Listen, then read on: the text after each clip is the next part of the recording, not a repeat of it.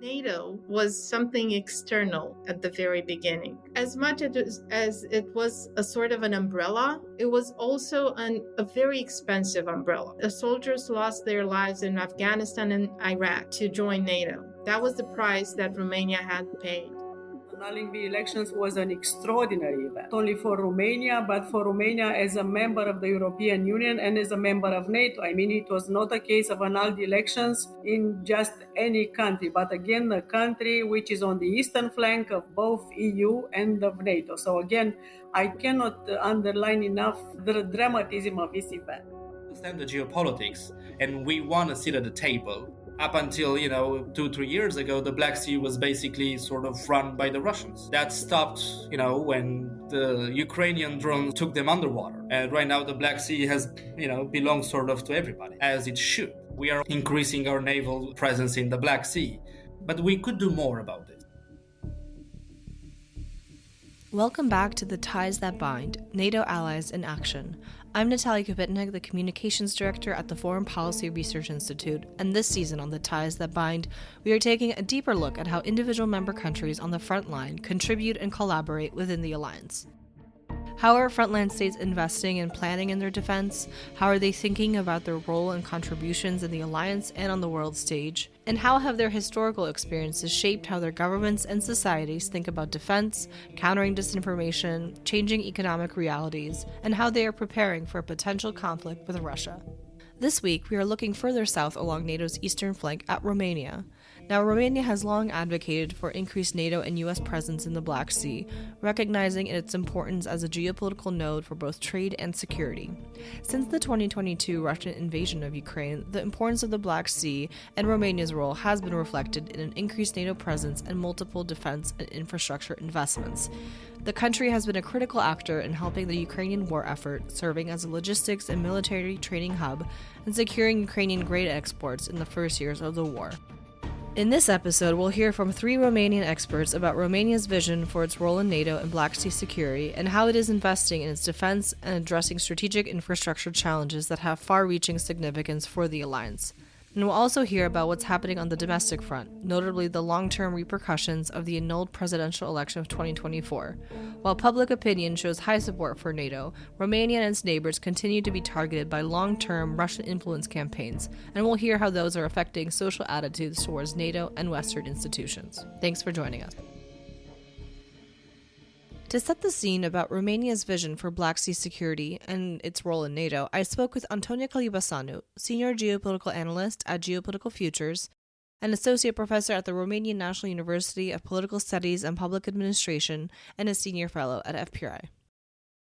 So I kind of wanted to set the scene here about the Black Sea region as a whole. So in recent years, it really seems like there's been a shift in both Washington, D.C. and Brussels and a refocus on the Black Sea region. Now, the obvious kind of reason why is, of course, Russia's invasion of Ukraine in 2022. But it seems that Romania was really pushing for stronger U.S. involvement, stronger NATO presence in the Black Sea region for quite some time that predates the 2022 invasion. So I guess, generally speaking, what, in your view, is Romania's kind of vision for Black Sea security, and what role does it really want to see NATO and or the US or both play in this region? Sure. Well, it is true that Romania has advocated for an increased NATO presence in the Black Sea.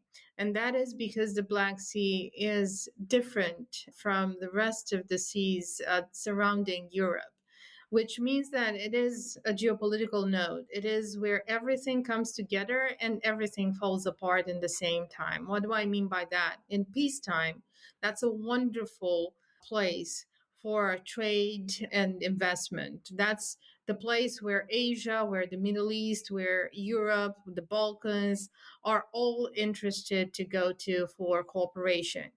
When it comes to war and conflict, that is when we are very much separate. And you see the influences from the Middle East, from Eurasia, from the plateau of Eurasia, which is the Eurasian mass, and from Europe. And the Black Sea obviously only hosts 3 NATO member states. which makes it difficult for NATO, especially since the Black Sea is a closed sea. What do I mean by that? You don't have a body of international waters, and the sea itself is guarded by one NATO member, which is Turkey. Well, now Turkey is the powerful nation state when it comes to military power in NATO at the Black Sea, which means that it dominates the sea, and at the same time, it means that it will always balance its role between what it does in the Black Sea, what it does in the Middle East, what it does in the Mediterranean. So this is why Romania was advocating for more NATO presence and in truth was advocating for more US and Western allies presence in the Black Sea. And that's pretty much what Romania is doing right now. Also by trying to upgrade itself as a NATO member in terms of being a hub, logistically important for the Black Sea and for the future Ukrainian reconstruction, helping Ukraine in any kind of a way it can, considering the closeness, because we are bordering Russia directly on sea, but we are also bordering a very important conflict zone on the southern coast of Ukraine, which is the Danube, which is very close to Odessa, places that we know that are under attack almost daily right now by Russia. So growing this infrastructure that can be used for commercial reasons, but also for military reasons to increase posture, if anything, if not anything else, in the Black Sea region. But at the same time, making sure that it maintains close cooperation with Bulgaria and Turkey, and making sure it attracts Western Europeans into the area by building bridges in the metaphorical sense and building infrastructure in the very pure sense of the word. So you mentioned a few things, and I think it's fair to say that for American audiences, the Black Sea can often feel like a very far off body of water. It comes up in the news occasionally. Probably, as you mentioned, Turkey's role on the Black Sea is much more well known because, as you said, Turkey essentially has the right to say who does get to go into the Black Sea, who does not go into the Black Sea because of the Montreux Convention. So if Turkey is the gatekeeper of the Black Sea, what would you call Romania's role? And in your view, what are the areas that Romania has been most critical, I guess, in supporting Ukraine on the Black Sea during this war? I would say that the most important element of help that we provided was making sure that Ukraine has a line to the world to send its grains in particular, but also other exports to the world, maintaining the food supply chains in the very first years of the war, and then basically allowing for a line of contact between Ukraine and the Mediterranean be established through our territorial waters and the Bulgarian territorial waters. The other thing that Romania has done is basically focusing on growing the importance of the Danube. And that is also an effort that was basically sustained by the European Union. And Romania understands the US message in this sense that Europeans need to have a bigger role in their own defense and security. And this is one thing that Romania was very much, focused on in actually going and lobbying for a EU Black Sea strategy, for the European Union to be involved in the Black Sea, while at the same time maintaining contact with the strategic partners, the US being the most important one, and basically allowing for the US to have more of a footprint in Gogolnicianu, which is a US base, helping Ukraine through that base, but also through other training sites that we have built and we have basically restructured to address the Ukrainian needs, the military needs. And at the same time, making sure that we are in close contact with the US when it comes to defending the line and defending the territorial waters, because it is there where we have a direct interest and a common interest with the US, maintaining the open and free seas, which is basically allowing for trade to flow from one point to another. And this is where Romania has looked at what exactly do we see when it comes to security threats for international shipping and for investment that pertains to economic zone and economic exclusive zones. We have in our economic exclusive zone, for instance, a project that refers directly to the European energy security. So if we have the resources online in 2027 as we want to, then we would be a direct competitor for Russia in Southeastern Europe. And we understand that that would increase the security risks for us because obviously Russia is not going to be happy about having a competitor pretty much close to its own borders, cutting down contracts that it already, or potentially cutting down contracts that it already had with the southeastern European countries. So all that is basically where Romania has understood to build itself up and build its role into NATO, because Romania is obviously one of the newest members of NATO, considering the NATO history, right? So we are still growing. Definitely. I just wanted to follow up because Kalganchanu base that you mentioned, and so it is undergoing an expansion, to my understanding, over the next few years, and it's, I think, said to be the largest NATO base going forward, even surpassing Ramstein in Germany. Can you tell us a little bit more about how this expansion and this really, I mean, it's a huge investment in Romania. How will that change kind of NATO's capacity in the region in the next few years? Well, that is actually dependent on the US presence because it has been a US base.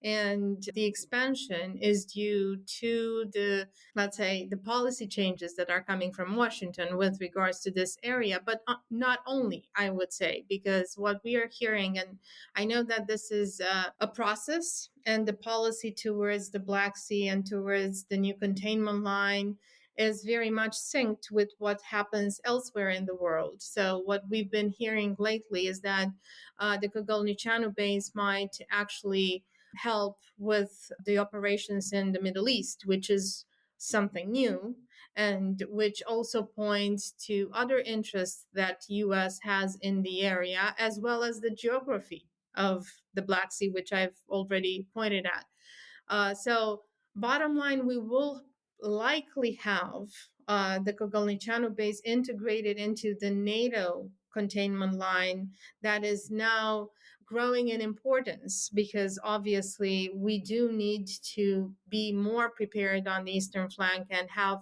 more interoperability with other nations, but also at the global stage understand that this is a geopolitical node, this is a security node. So there is that. And then there is also the perspective of Kogolnichanu base playing a global role in the region of, in the extended region of the Black Sea, comprising the Middle Eastern operations into what we have as, the longer containment line, if you will.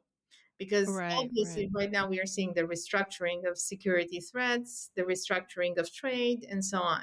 Yeah, it's good to keep that perspective also that the Middle East is a factor here. It's not just the eastern flank, but also U.S. interests in the Middle East. So you have a report recently, which we can link in the show notes for this episode, that outlined key NATO priorities for developing regional infrastructure on NATO's eastern flank. And as you stated in the report during the Hague summit this past summer, it marked a landmark shift in how NATO defines defense spending. And I think it's the first time that it was formally acknowledged that non-military budgets that work to bolster security, such as infrastructure, energy, cyber security projects, can and should count toward those established GDP targets, which are now the 5% GDP by 2035, I believe. So you outline all of these areas that for investment based on the vulnerabilities exposed during NATO exercises in the past few years. I will say for myself, in the context of all the coverage of what's been happening on the eastern flank, the drone incursions, the airspace violations, and the continued conversation about supporting Ukraine's defenses. Obviously, what one hears about all the time is weapons deliveries. But of course, weapons, tanks, equipment needs to be transported. And reading this report about all of these kind of weaknesses, choke points. Frankly, it's something I hadn't really thought about. It made me a little bit uneasy reading about some of these. So I wanted to hear, of course, you'll kind of list all of the countries and all of their kind of projects ongoing and kind of plans for fixing some of these vulnerabilities. But for Romania specifically, what do you see as the key challenges, infrastructure challenges, and what are the plans in motion on the horizon to remedy some of them? Well, I've already mentioned one. One priority is increasing the role of the Danube in all aspects, which also means growing its role as an infrastructure chain of sorts that could provide for military mobility, but could also be very useful for economic purposes. Now, obviously, infrastructure has a dual use. So there is that. The other challenge is crossing the mountains. I know this sounds odd for the American public, but yes, this has been a challenge in our region, particularly because Eastern Europe has not seen big developments in infrastructure, considering that they were USSR satellite states. And the transition from former USSR state to market economy and to a member of the EU has basically been difficult. You have priorities, and infrastructure was not always a priority. So crossing the mountains and building infrastructure that actually connects the nodes of importance. So you mentioned, for instance, Kogolnichanu. There are other places where we have training sites, where we have military equipment. And there is also Bucharest, which is the main capital, but there is also the main hub for everything that goes strategically and everything that connects the East with the West and North to South. So, in connection with the Danube and in connection to building up the corridor from the Baltic to the Black Sea and down to the Mediterranean Sea, I think making sure that Bucharest is connected, especially through the infrastructure that connects to the Mediterranean, to Greece, but also to the Black Sea, is highly important. So, building the bridges between Romania and Bulgaria is one thing that is of high priority, because that basically connects to important NATO countries at the Black Sea that need to be connected by default. So that's Right. going to be the third priority that I would list, like, for the next few years. Yeah, the question of the Danube, that really stood out to me in the report because, I mean, I think it's Romania and Bulgaria share this natural border, which is the Danube River. It's something like 600 plus kilometers long. And I did find it kind of shocking that there's only two bridges connecting this huge area, which does seem, like you point out, it's a critical route for potentially US and NATO convoys coming from Greece through Bulgaria.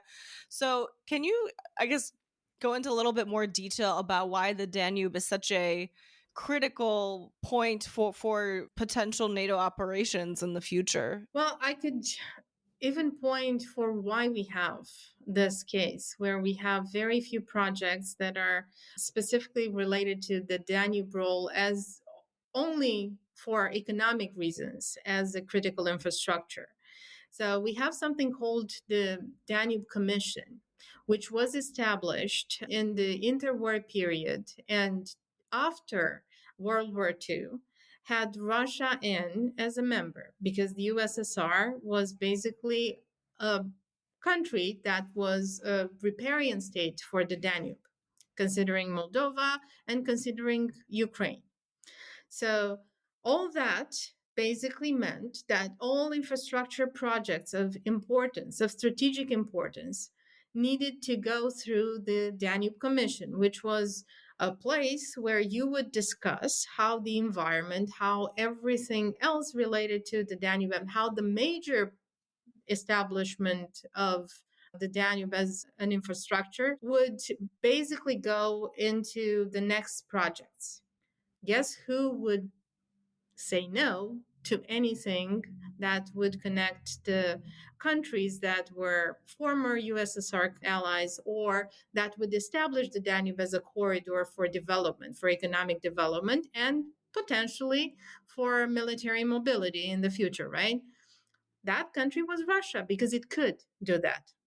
So right now we have the situation of really on the southern part of the Danube, which is particularly the place where we have a border with Bulgaria, but also the place where Serbia is involved as a member of the Danube infrastructure projects, because it is also a riparian state. That part of the Danube is not developed.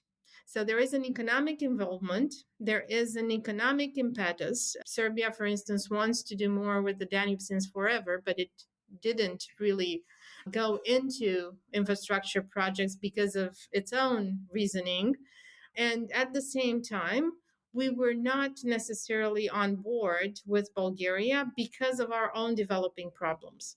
So it's a complexity at play that has to do with Russia's role in the Danube Commission, that has to do with our own political prioritization, if you will, and that has to do with the Russian influence in the Balkans and beyond.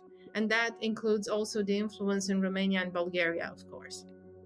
So we've heard from Antonia how the intersection of history and economic realities continues to impact Romania's strategic defense objectives. To hear more about how Romanians are thinking about their own security in light of months of airspace violations on the eastern flank, I spoke with Eusebiu Slavitescu, a European defense analyst who has held various positions at the Romanian Ministry of Foreign Affairs. So obviously, everyone's attention these days is focused on the skies above Europe. It would be hard to start our conversation about NATO without addressing the recent airspace violations on NATO's eastern flank. A Russian drone also violated Romanian airspace earlier this month as well. Now, Poland did invoke Article 4. Romania did not, and it also, to my knowledge, chose not to shoot down that drone. Yeah. I guess, what can you tell us about the sentiment in Romania about all of these events? What has been the government's response? And perhaps, do you get a sense that Romanians are confident in their own military and NATO forces to defend against the Russian threat? Yeah, so as a reaction, if I would look at the public discourse in Romania, I think we've treated this with calm resilience. Also, it has been 3 years and something since the war started. So we are living in this new reality with a brutal, criminal, and illegal war at our borders. So, with time, you sort of become more resilient to this. Also, in terms of security and defense, when Romania chose to join and was accepted in 2004, well, that sort of put the Article 5 behind the country. And Romanians are very trustful of this military alliance, who is the most successful military alliance. Right now, it's very challenging, with everything that happens with the Russian aggression and a lot of the rhetoric coming of the White House, which sometimes hasn't been what the allies would expect. How we reacted on the drones, if you ask the people from Transylvania or the South, probably for them it's not as real. If you ask the people from my hometown, for example, I come from a very small village on the Black Sea, which is actually very close to the Mihail Kogalnicianu military base, where we have American presence, and where it's currently going under reconstructions, about 2 billion euros. It's going probably to be one of the biggest American bases in Europe after Ramstein. So if you ask those people from my village, for example, who can hear those Iranian drones or the F-16, following them, well, they might have an answer that is a lot more particular, respectively fear, because it is a war. And, we have the Delta Danube sort of separating the Ukrainian territory and the Romanian territory. And a lot of the times, a lot of our citizens, we can see the bombing from the other side of the shores. So we have videos of Romanians filming explosions, huge explosions, missiles falling, Iranian drones, and so on. So for those people, the war is real. So in Romania, we are really hopeful for this Article 5.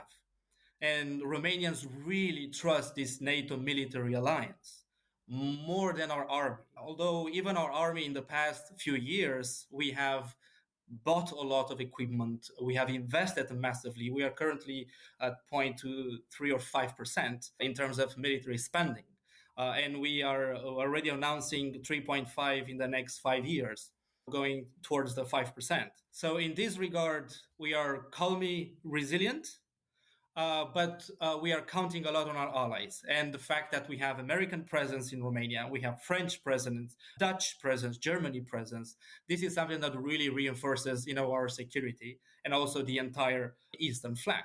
Yeah, definitely. So you mentioned some things about defense spending and bolstering Romanian defense capacity. So we'll return to that. But something you said about kind of the regional differences in Romania kind of brings me to my next question, which is, I think what's missing often is kind of a discussion or at least a reference to the internal political landscape of different member states and how that is informing their foreign and security kind of calculations and influencing their standing on the world stage. Now, I know Europeans probably pay a lot closer attention to what's going on in America. Obviously, President Trump is very good at keeping himself in the headlines. But I was hoping, we could kind of get the opposite, the flip side view, which is, could you tell our audience a little bit about what's been happening in Romania on the domestic front? Because in the last 2 years, there's been somewhat of an unprecedented series of events. Yeah. And obviously, I'm referencing mostly the presidential election of last year, which, of course, was annulled by the Supreme Court after the intelligence agency of Romania found that Russia was blatantly interfering in that election. The results were annulled and the process restarted. I think that's something. Can you tell us a little bit more about that foreign influence campaign in Romania, how Romanian institutions have kind of coped with that? Have they coped well? What's the public sentiment? Yeah, this was sort of quite a painful experience for us. Canceling an elections, the voting is the most essential act of a democracy. Although, fragile democracy, Romania is still a fragile democracy, unlike, our friends from the West. Canceling an election is a bit like chemo, right? It hurts. It's bad. You'd rather not do it. But if you're not doing it, well, you're dying. So I would say canceling that decision of the Supreme Court, which I fully endorse, it was bad for our democracy. It was bad for the social contract, but it was much needed. How that decision happened, we had this candidate who wasn't a Russian sympathizer. He was a fully Russian aligned guy. Like, take Romania out of NATO, buying and chewing all of that Kremlin's narratives, absolutely everyone. Getting Romania out of the European Union, confiscating all the multinational and give it to Romanians. There's a mix of craziness, communism. It's really... I'd rather not say any more about that. Anyway, nothing would make any sense. So you had this guy who, in all the polls, would be 2, 3, 4%, because we know the guy. He's been around for a while now. Then all of a sudden, after a few days, he's number one. Obviously, we had our allies and friends who shared intelligence with us. Later on, we found out Twitter actually admitted it. About 30,000 TikTok accounts. This was exclusively and mostly on TikTok. And TikTok is a Chinese application. Right. And they have the power to manipulate algorithms, as you very well know. And, China and Russia, they are working together hand in hand. And whenever they need it, they can push the right algorithm to bring back, to make someone or to share some form of narratives. And this is exactly what happened. The fallout of the 2024 presidential election exposed Romania's social vulnerabilities to disinformation campaigns, but the story is a bit more complex than that. To help us understand more about Romania's experience with influence campaigns, I spoke with Dr. Alina Barguanu, a Romanian communications expert and professor at the College of Communication and Public Relations at the University of Political Studies and Public Administration in Bucharest. In 2018, Alina also served as a member of the European Commission's high-level expert group tackling disinformation and promoting digital literacy. But perhaps can you tell us a little bit about what were the narratives you saw during that presidential election? What were the tactics used? And perhaps have you seen any long-term effects of that campaign used in Romania? I have expressed frequently the view that the Romanian annulled elections are a gold mine for studying, coordinating the external influence and interference, foreign information interference campaigns, and it is a gold mine that is still a way to be mined. Of course, there was a lot of media coverage last December and January, but I think that we and I mean by we, the community interested in these topics of political and information warfare, I think that we still haven't come up with a very clear, detailed picture of what has happened. What happened in Romania, in my understanding at least, was the culmination of a long term influence campaign. I think that this is a point that was somehow missing from the global conversations on the elections in Romania. We studied the specific political and election interference. There was a lot of discussion about it, but I think that what was mainly overlooked was that interference was, by the book, the culmination of a long-term influence campaign. And this long term influence campaign was low volume, it was not necessarily very spectacular. Sometimes it was below radar. I'm not trying to find excuses for institutions in charge with detecting this kind of operations, but I professionally truly believe that contemporary influence operations very frequently fly below radar. They are not necessarily public. Once they become public for everybody to see, it is probably too late to have an intervention. And by flying below radar, I mean on closed social media groups, for example, on WhatsApp phones. I mean, using a phone is a deeply personal thing. So, of course, we have no idea what is happening on people's phones until there is some sort of a media coverage. Oh, look what is happening. So, once this kind of contemporary campaigns become public, it is very very difficult to mitigate them. So again, my point was that in my understanding, we had to do with a low volume and long-term influence campaign that very often was below radar. And under the right social, political, and economic circumstances, it became very, very acute. So it was a chronic problem that became acute under the right circumstances. And I would say that this kind of political and information influence in Romania was structured around events, first of all, around the pandemic, around vaccination, around the invasion against Ukraine, around elections, around natural disasters or natural crises. I mean, big floods, for example. So this is one way to structure around which kind of events that kind of influence could be detected.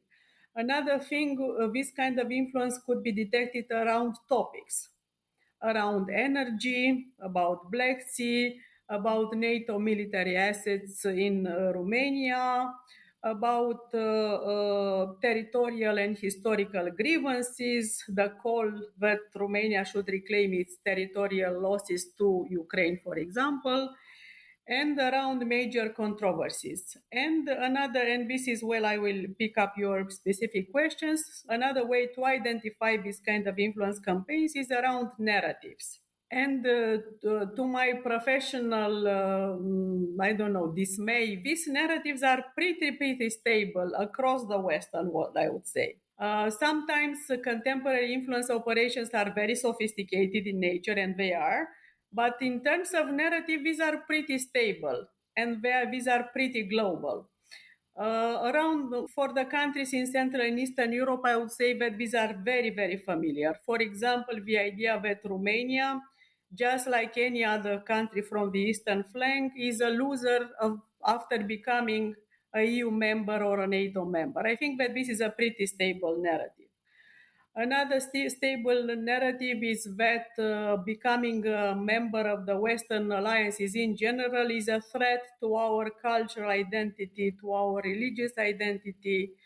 that the world is ruled by an evil elite that tries to erase us as a nation, as a culture, to erase our cultural and religious traditions. So again, I think this is a very stable narrative in Central and Eastern Europe, at least. Another narrative that definitely has to do with NATO, with our NATO membership.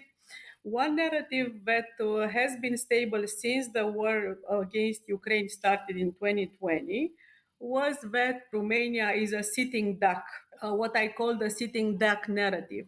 I mean, to foment the fear that in case Romania is attacked by Russia, NATO will not come to the rescue. So, to activate the fear that we will be left alone, that we are a sitting duck, that will be a victim, and that will pay a heavy price because we chose to support NATO and to support Ukraine. That's so interesting. Would you say that generally in Romania, there is still, I mean, obviously, like going through something like this presidential election and it being annulled, restarted, that is a pretty dramatic kind of thing for a society to go through. I mean, it doesn't happen every day. So, has there been efforts by the current government to rebuild public trust? Do you think public trust was damaged during that presidential election? And I guess perhaps how has this affected kind of how Romanians view NATO or Western institutions? So you touched a very dramatic and a very sensitive point. I would answer that, of course, annulling the elections was an extraordinary event. And was an extraordinary event not only for Romania, but for Romania as a member of the European Union and as a member of NATO. I mean, it was not a case of annulled elections in just any country, but again, a country which is on the eastern flank of both EU and of NATO. So again, I cannot underline enough the dramatism of this event. So I think that the Romanian society is still traumatized after this extraordinary event. And everybody would, I mean, this kind of social trauma was to be expected. Nothing extraordinary about it, let's say. I'm, as a communication scholar, as a scholar in tackling disinformation and doing strategic communication, I'm not very satisfied with the answer from the decision makers to that kind of extraordinary decision. I'm not 100% satisfied by how the follow-up of the annulled elections took place. My expectation as a professional would have been to have more explanations about what happened, the reasons why the annulment took place, more evidence about how interference took place. Probably you are aware that now there is a very interesting discussion about a general investigation by the Romanian prosecutors. But I don't think that when talking about interference and political information warfare, not everything comes under prosecution. I think this is only one part of the problem. The actions that are illegal, the actions which are funded by illegal money. But I think that the big picture of interference and political and information campaigns, disinformation, is much bigger than what can be prosecuted. And apart from that, I think that there were not robust conversations to rebuild people's trust in the electoral authorities, for example, to rebuild people's trust that their vote matters. So again, as a communication scholar, probably I would have expected much more vigorous campaigns to rebuild trust in electoral bodies, in democracy, in democratic processes, and also not to reduce the analysis of interference to the legal side. I think this is only half of the story, probably even less than half of the story. Thinking about these kinds of campaigns, these disinformation campaigns, obviously Russia aims to exploit kind of pre-existing fissures in society with the long-term goal of undermining, in this case, we're talking about NATO, so alliance unity. In Romania specifically, who do you see as the most vulnerable to these kinds of narratives? Is it a generational kind of divide? Is it a rural versus urban divide? Yeah, first of all, I will pick what you said about Russian Federation playing with our own internal vulnerabilities. The very apt metaphor is it is like a bad doctor. I mean, really, being masterful at identifying the weaknesses, the illnesses, but providing the wrong remedy. So I Right. think, and I'm not trying to offend anyone, but the point is that internal vulnerabilities, internal controversies are the best raw material with which to do influence campaigns. So influence campaigns do not come up from above. There are not some leaflets which are spread all over our society, but again, it is the weaponization of our internal vulnerabilities. Coming back to your question about Romania, my understanding, which is backed by various research projects that I coordinated, is that probably different from other countries. In Romania, the information and political warfare is a little bit mainstream. I mean, what I mean by this? The susceptibility to this kind of influence campaign is not necessarily predicted by age or by the level of school attainment. I think that these are some public myths, that these are myths that are propagated in the public sphere. Oh, the less educated are more vulnerable to disinformation, or oh, the younger generation are digital natives and they can withstand propaganda. I think that these are myths. And if we talk about interventions, mitigations, we cannot start with myths. According to my research, the propensity or susceptibility to this kind of information and political warfare is predicted more by the time spent on social media, for example. I mean, the more you consume, the more vulnerable you are. Another predictor is a certain mood of being left behind, being betrayed by the system, not being respected. So, very strong emotions, again, disrespect, humiliation, left behind, and not necessarily age. And the one thing which I think is something which is more specific to Romania. I think that the Romanian diaspora communities have been weaponized because they experience all these kinds of feelings of being humiliated by the authorities in the countries where they live. I'm not saying that they are, but I'm saying that the fact that they feel that they are left behind, that there are fewer opportunities for them, that they cannot adapt to a new cultural and religious environment, for example. So I think that this weaponization of diaspora communities is a thing that differentiates the Romanian case a little bit compared to other countries. And also how the weaponization of these diaspora communities was possible. So again, these feelings, this this mood that they are humiliated, treated with respect, and the second, that their only connection to the mother country, to Romania, is via the social media.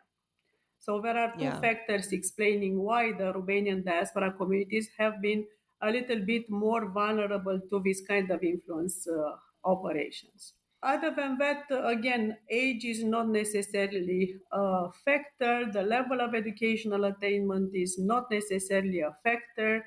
And again, my larger point is that when trying to mitigate the effects of political and information warfare, you should be very evidence based. You cannot be successful if you entertain myths. Oh, I have an impression that the younger generation are more resilient. I mean, based on what? And the last point here, I think that political information warfare seeks to create polarization or to amplify polarization in the society. And if we entertain this idea, or the youth versus the old, the urban versus the rural, we become part of the problem. So the interventions, the mitigation responses should target the entire society or should be systemic, in order to use another term. As we've heard from our guests, cultural and historic sensitivities continue to provide fuel for disinformation narratives. Since this project was started as a reflective exercise on NATO's 75th anniversary last year, I wanted to ask my guests to think back to Romania's NATO accession in 2004. So Romania joined NATO in 2004. At the time, kind of leading up to that, can you tell us about that moment in time, and perhaps was there excitement? Was there kind of trepidation? Because I think from the American perspective, we often forget that these processes, when Eastern European and Central European countries join NATO and join the EU, it wasn't just, oh, now we're part of a club. It was a painful time of transition. And I think Americans don't really grasp how big of seismic shift in societies this was after the experience, of course, of decades of the Cold War. So what was that moment in time like in 2004, and what did it mean then, and perhaps how has it changed now? I remember the true enthusiasm. I mean, really, I think that becoming a NATO member and later become a European Union member was received by the Romanian public opinion with true excitement. And interestingly, the two things were collapsed at the level of public opinion. The Romanians were talking about Euro-Atlantic integration. Mm-hmm. So for the Romanians, it is very important. This is an anchor of stability, including for public opinion, the resilience of the transatlantic relationship. And I think that this is very, very important today. So again, I don't think that the public opinion discriminates, and I'm saying it as a positive, or in a neutral way, between NATO and EU necessarily. But again, at the level of general public opinion, we were very, very happy to become part of the transatlantic world. What has happened? What is the situation right now? The level of public support both for NATO and for the European Union is quite high. 80%, 75%. So when you measure the public opinion in a very traditional way, the level of support is very, very big, is impressive. What I notice is that the public opinion is a little bit confused because, for example, in the public opinion polls, people, when they are asked, do you want to be still part of NATO? 80% of Romanians say yes, definitely yes. When you ask the question, do you think that Romania has been robbed by its resources by the West? 70% of the people ask yes. So I think that what is new at the level of public opinion, and I still haven't figured out what people are trying to say with this, that they want to become part of NATO, but they are dissatisfied that they are treated as second-class members, or that we were a loser of this process. So people are starting to hold very contradictory opinions. And I think that us researchers, so including me, haven't figured out yet what people are trying to say with this kind of contradictory public opinion. Because, of course, this is the effect in my understanding of influence campaigns, disinformation, propaganda, narrative attacks, influence, you name it. But I think it is also something deeper than that. So I wouldn't place this only on propaganda, disinformation. I think that this will provide only half of the story. But maybe these kind of opinions express some dissatisfaction with the Romanian decision makers, that we should have a louder voice in the decision-making process, for example. That we should come up with our own visions, that we shouldn't endorse everything, but to present alternative points of view. So for Romania, being a member in NATO was basically securing our borders, making sure that we are going away from Russian influence and we're diminishing at least the exposure that we were having towards Russia. So we consider in Romania Russia to be the number one threat to our security. That basically translated into an umbrella. So NATO was something external at the very beginning. It was also something, so as much as it was a sort of an umbrella, we are under the NATO umbrella, therefore we are safe. It was also a very expensive umbrella. Soldiers lost their lives in Afghanistan and Iraq to join NATO. That was the price that Romania had paid.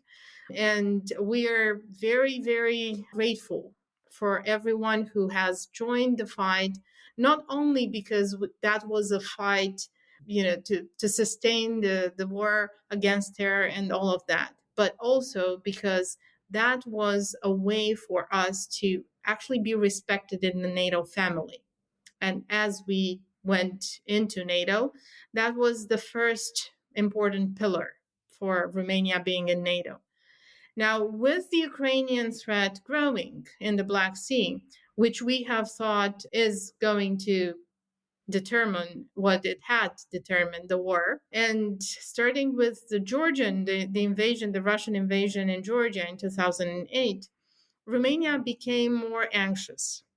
It started to be more vocal within NATO. It started to build bridges with countries like Poland and countries like Turkey, which are our strategic allies in the region, particularly because we saw Russia becoming a revisionist power that wants to build back what it used to have, that wants to basically go back to the territories that it had under the USSR and beyond, maybe even go to having what it used to have during the Cold War era, which was influence all over the the Eastern European countries.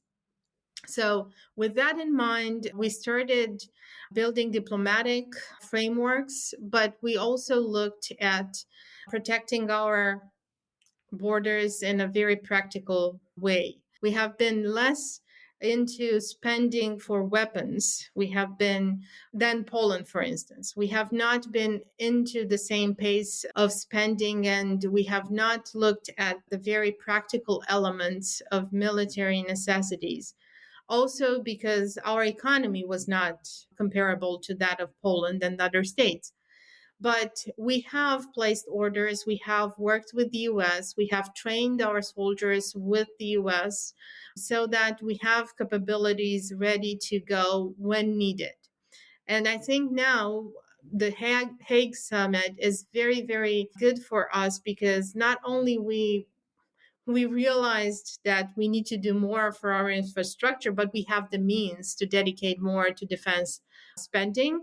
And at the same time, it is a plus for us as a frontier country on the eastern flank that the Western Europeans realize this threat as well.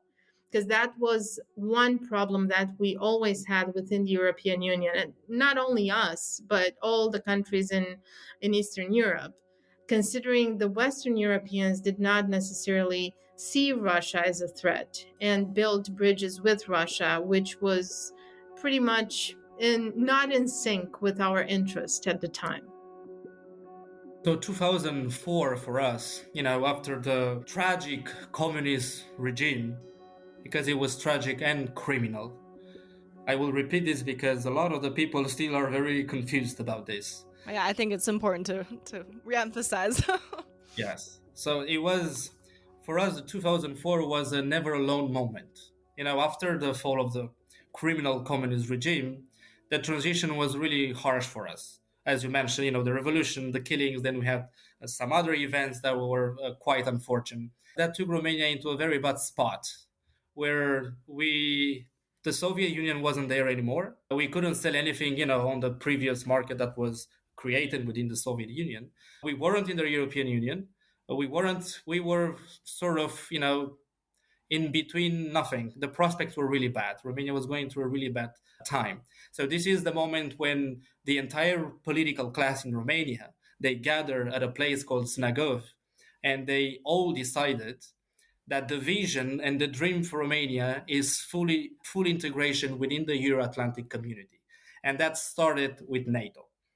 With the Bill Clinton, that was the first one to push for us, with also Tony Blair, those famous visits in Bucharest. So that was something that was sort of a consensus in the society that, we tried the East experience. It was horrible. Now let's go back to actually we belong, to our Latin roots and religions and all of that. So it was one of probably the proudest moment for our political class at that moment, that everybody agreed, even Ion Iliescu, the former Romanian president right after the communists, who was a communist. He died a communist. But even he saw it that there's no other way. So everybody agreed on that. And 2004 moment was a big deal for Romanians. It was not just about security, and security plays first. Prior to joining NATO, you need to go through some reforms within the military, chain of command and stuff. So that first really helped Romania itself, but it was so much more than security. This was, in Romania during the communism, if you would speak with absolutely any elderly in the country, there was this saying, we are waiting for the Americans. The Americans will come and they will save us. So Right. for us, after the revolution after the revolution happened, these 2004 moments sort of brought back all those feelings, and they were pretty much shared across the board within the Romanian society. Finally, the Americans came. So this was not just about security, but coming back to the family where we belong, to the family where we want to share those values, where we want to have those, share human rights, human decency, freedoms of expression, all those that you have in the Constitution, so well put. So it was a dream for Romania. It was this vision, and we all fought for it, just same way as we did with the European Union. It's in the same format as Moldovans do right now, and Right. they did. And there's a lot of reporting with people, with older people, and everybody saying, we want with Europe. We want with Europe because Europe, it's prosperity. It's not perfect. European Union is far from perfect. Sometimes regulates all the things that it shouldn't. Sometimes does a lot of mistakes. But overall, the European Union was about peace. We all too often we forget that. But the European Union is the biggest peace project in the history of the humankind. Before the European Union, every year you would have war between countries, everybody with everybody, even long before the First or the Second World War. The Yeah, 100 Years exactly. War, so many. So this was about peace, and peace we have brought. So again, the NATO moment was the moment when we said, we're back. We're back where we belong, in this family of values. And the same happened with the European Union. This was probably, for me, again, I was a kid back then. I was, born in 91. But there was an exaltation in the society back then. It was a hope. And in those dark times, hope really means a lot. And NATO was a first step towards, that going back to that family where we actually belong now, we are full members. And we always belong to that family, to be honest. So my final question, and it's also my favorite question, which is what I'm asking all of our guests this season, and that is, what would you like the American public, our American audience, to understand about Romania's role in NATO, in the Transatlantic Alliance, and why fighting for preserving these alliances like NATO is so important today? I would first start by saying thank you to the Americans for saving Europe twice. We don't have better friends than the Americans. And to be very honest with you, I don't think the Americans have better friends than Europeans. What the Americans decide is their interest. It's up to them to decide. We can only respect that. It's absolutely normal that the US wants to shift focus from Europe to Asia to China. We fully understand that. We just ask you to don't leave us behind. We war with you in Iraq. We war with you in Afghanistan, and there were many sacrifices done. We never asked for money back, Right. after, because that alliance was based on values. And what the Americans were protecting and trying to protect in Iraq, in Afghanistan, regardless of the reasons, and we share those values and we have them here at home and we want to keep them. I think that Romania is one of the most pro-American countries, and which is, I think, this is widely known. And I would add that this kind of pro-American feelings transcend different administrations. The second point is that I will try to make is that Romania has a very interesting geographical position. Of course, I was in the United States, and for me, Romania looked like a very far away country while I lived in the United States. So, of course, it is very hard to sell the argument that what happens in Romania happens to an American audience. But again, I think that the geographical position is interesting. I cannot underscore enough the importance of the Black Sea, which is important because, again, here there is Turkey, there is Ukraine, there is Bulgaria, there is the Russian Federation, there is Georgia. So it is not an isolated sea, but it is a sea which really is an entryway to the Western Europe in general. And the third point, I think that again, the argument of geographical proximity doesn't matter so much. I think that one of the errors of the current strategic communication at very, very high level is to somehow validate the argument of geographical proximity. Because Ukraine is far away, maybe we should be more careful with our attention. We are living in a truly globalized world. I mean, globalization, whether we like it or not, whether we are winners or losers of globalization, I'm using a term winners and losers. Globalization is a thing, it is a very real thing. So, again, the argument of geographical proximity it's only partial. I was trying to explain this to an expert from South Africa because he was saying, why should I care about what is happening in Ukraine? And I said that probably it should matter as a matter of principle. I'm not trying to become moralistic right now. But the topic of territorial integrity is a matter of principle which is valid for any country, irrespective of its position on the globe. Well, I would say that you cannot build a secure environment at home if you don't have good allies. And good allies are those that you share values with and you realistically are able to go to fight a war with. And Romania has proved that it could go to war together with the United States even before it was a member of NATO.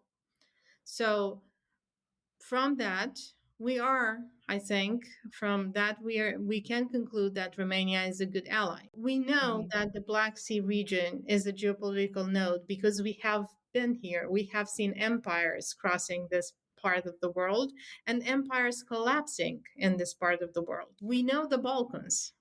So we know how disintegration works and we know how wars can affect what goes around us.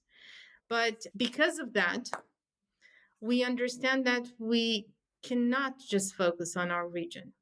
We have to look beyond the region to understand the world and to understand our threats. So I think the American public, while it may be difficult to look at Romania on the map because it's a small place, I think they should look for the way they connect with the world. And they will see the oceans and how they spread in seas. And they'll find Romania along the Black Sea shores, which is a very, very important sea these days. Thank you again to Antonia, Eusebiu, and Alina for their time and sharing their insights about Romania's role on NATO's eastern flank. Now, this is just a snippet of our conversations. The full interviews and transcripts with all of our guests are available on the Ties That Bind Substack, so make sure to subscribe at the link in the show notes to receive those straight into your inbox. The Ties That Bind is a project of the Foreign Policy Research Institute, generously supported by the NATO Public Diplomacy Division. For more information about this and other initiatives, please visit us at fpr.org. This episode was produced by Natalia Kapitnik, with a special thanks to Sarah Helena Marapodi and Leah Pedro for production assistance and Katie Janner for editing. Join us next time for a deep dive on Latvia. Until then.